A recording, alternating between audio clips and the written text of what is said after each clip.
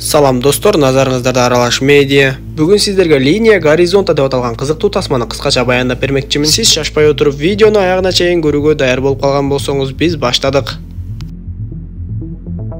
Тасманын башында Сара жана Джексон аттуу кыз жигит менен таанышабыз. Алардын таанышканына бир канча убакыт болуп, бирок бүгүн кайрадан айрылышуу жолунда турушат. Анткени Сара жаңы жумушка орношкондуктан эртеси ал Лондонго учмак. Ал Джексонго сен дагы мени менен бирге Лондонго барбайсыңбы деп айтса, Джексон ага мен ушул аралда эле өзүмдү жакшы сезип жатам деп болбой коет. Бир кезде Джексон суусундуктарды алып келүүгө кеткенде, Сара Джексон менен коштошууга чыдай албастыгын билип, анын көзүнө көрүнбөй тынч эле кетип калууну чечип жок болуп кетет. Ошентип ошол күндөн тарта арадан 1 жыл өтүп кетип, Сара кайра эле Маврики аралына келе жатканын көрөбүз. Анткени анын дос кызы турмушка чыгып жаткан болчу. Ал унаасын айдап алып, дароо эле эски таанышы Соломонго келип, бирок Соломондун иттери аз эле жерден аны талап коёюн дешти. Бир аздан соң ал жактан Соломон чыгып келет да, Сара сураган керектүү нерселерин берип узатып коет. Андан соң Сара бат эле башка тааныш досторуна жолугуп, мурунку кездерге окшоп алар менен кошулуп чогуу жыргап эс ала баштайт. Ошентип ошол эле күнү Сара Джексонду жолуктуруп калат. Ал негизи Джексонду үйлөнүү үлпөттө гана жолуктурам го деп, аны менен бир да сөз сүйлөшпөй эле кайра Лондонго кетем го деп ойлогон. Бирок ошол күнү кечинде болгон кечээде Сара канча аракет кылса да болбой эле Джексонго тартылып,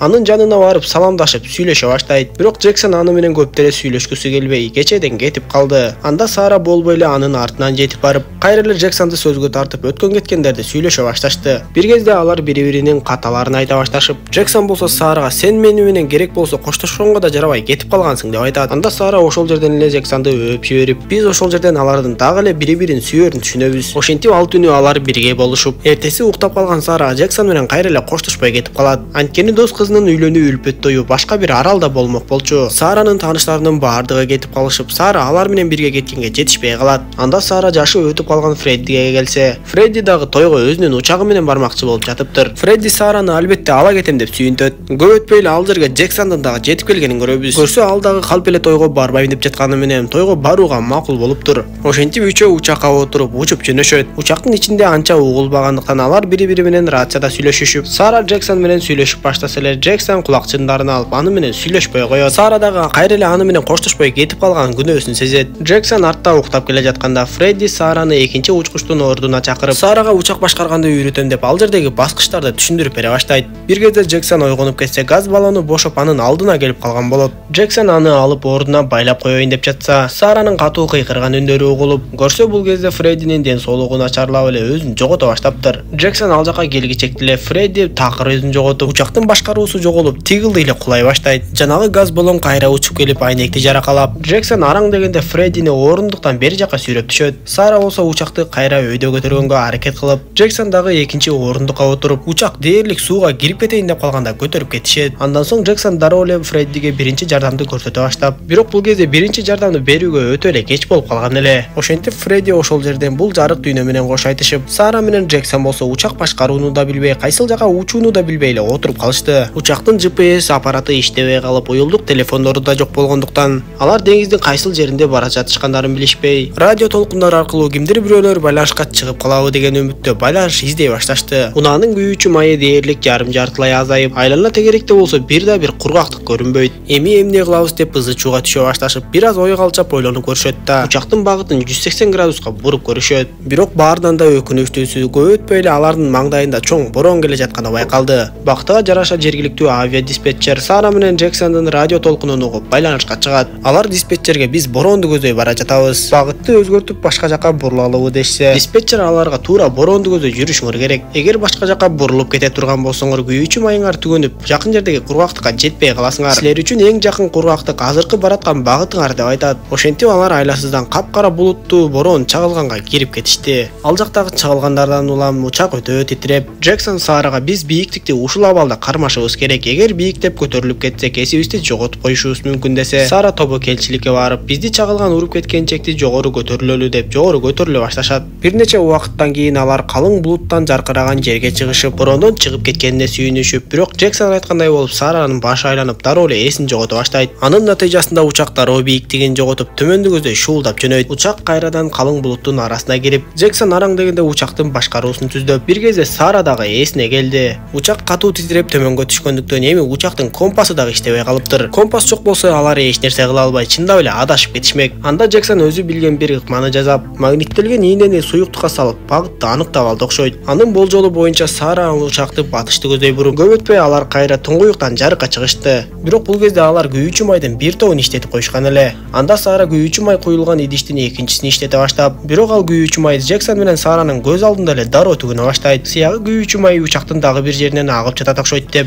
Джексон тобокелчиликке барбаса деңиздин ортосунда калып өлүшөөрүн билип, Джексон белине арканды байлап учактын сыртына чыгып, учактын алдыңкы бөлүгү жактагы кыймылдаткыч жакка келип, ал жерден чындап эле майдын агып жатканын көрөт. Чаптагычтын жардамы менен аракет кылып жатып, ал жерде бүтөгөнгө мүмкүн болуп, эми тез түгөнүп жаткан күйүүчү май жайлап калды. Бирок күтүлбөгөн жерден Джексон бир колун жаракаттап алып, экинчи колу менен араң дегенде асылып калат. Анда Сара учакты башкаруусуз калтырып, дөңгөлөккө оролуп калган Джексондун арканын кесип жиберип, анын колунан кармап араң дегенде Джексонду куткарып алды. Андан соң Джексон колунан өтө эле катуу жаракат алганын көрүп, колуна спирттен куюп, таңып ороп коет. Күйүүчү май болсо барган сайын эле азайып баратат. Анда экөө ойлонуп, учактагы бардык оор жүктөрдү түшүрүп салалы, ошондо учакка көп күч келбей, күйүүчү май дагы аз кетет деп, Сара бир канча жүктөрдүн бардыгын учактан кулатып жиберди. Андан соң акырында учактын ичинде Фреддинин өлүк денеси гана калганын көрүшүп, Сара менен Джексон бири-бирин тиктеп эле бир топко туруп калышат. Акыры өздөрүнүн өмүрү үчүн Фреддинин да денесин деңизге ыргытып жибергенге аргасыз болушат.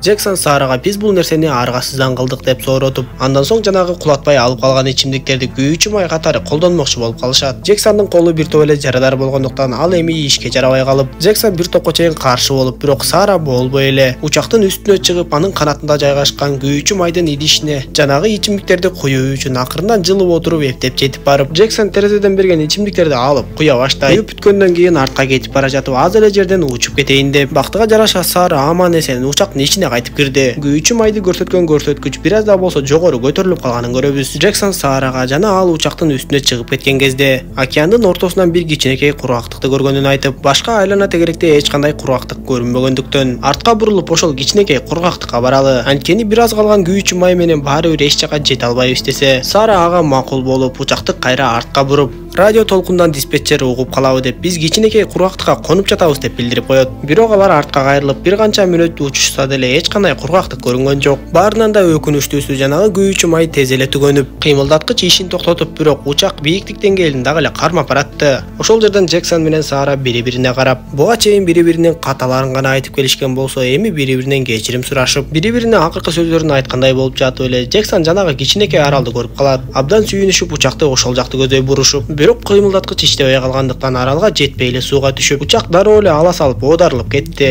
Жээк жактагы секчеге түшүп калган учактан Сара эшикти ачканга мүмкүн болот да жогору көздөй сүзүп жөнөйт. Бирок жогору жакка чыкканда анын артынан Джексон чыкпай калат. Анда Сара дем алып алып кайрадан төмөн жакка түшүп, учакка келсе Джексон эсин жоготуп, учактын канатына кыпчылып калган болот. Анда Сара жел баллонун алып чыгып, Джексондун мойнуна тагып, учак секечеден төмөндү көздөй кулап кеткенчекти чыгарып жетишип кетет. Сара Джексонду тез эле жээкке жеткирип, анын көкүрөгүн басып алгачкы жардамды көрсөтсө, Джексон эсине келип эле экөө ошол кумда жатып калышат. Бирок алардын сүйүнүчү көпкө уланбай эле жанагы кичинекей аралчаны бат эле суу баса баштады. Көрсө бул араң гана көрүнгөн кичинекей кургактык. Суунун деңгээли көтөрүлгөндө суунун алдында калып калат экен. Ошентип бир канча сааттан кийин алардын буттары кургактыкка тийбей да калды. Сара ушул жерден күнүбүз бүтөт турбайбы деп ыйламсырай берет. Джексон болсо мойнундагы жел баллонду Сарага берейин деп, бирок Сара ага көнбөй, сен экөөбүз кайда болсок да акырына чейин чогуу болобуз деп айтат. Ал эми Джексондун колунан аккан кандар акулалардын көңүлүн бура баштады окшойт. Үмүттөрү дээрлик үзүлөйүн деп калган түгөйлөр ошол жерден бири-бирине чын жан дүйнөлөрүнөн сүйүүлөрүн билдиришип, өлүмгө деле дээрлик даяр болуп калышкан кезде алардын жанагы берген радио толкундары башкаларга угулуп, аларды куткарып калуу үчүн ал жерге балык уулоочу кеменин келип калганын көрөбүз. Албетте түгөйлөрдүн өчүп бараткан үмүтү жарк этип жанып, балыкчылар аларды куткарып кемеге чыгарышып, түгөйлөрдүн сүйүнүчүндө чек жок болуп турду.